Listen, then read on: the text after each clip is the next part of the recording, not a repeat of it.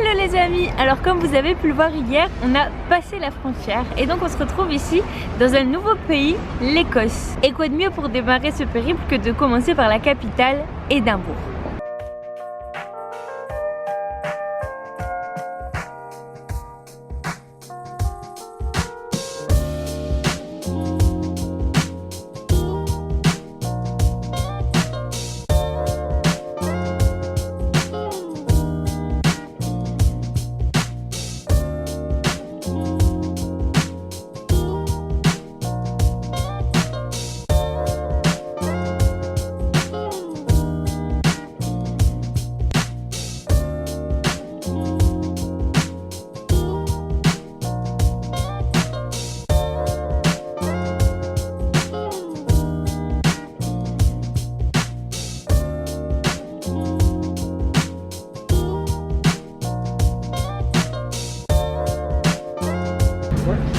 Et si vous regardez bien, vous verrez même qu'elle fonctionne.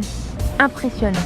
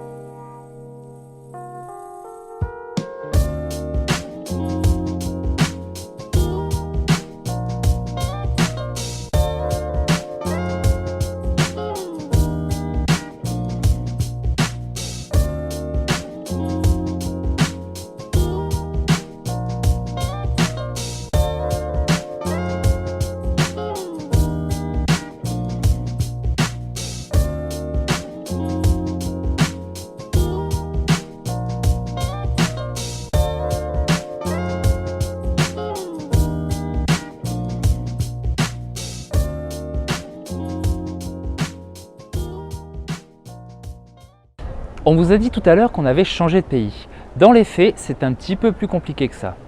Même si l'Écosse, tout comme le Pays de Galles, l'Irlande du Nord et l'Angleterre peuvent être considérés comme des pays séparés, en réalité, ils forment une seule et même entité, le Royaume-Uni.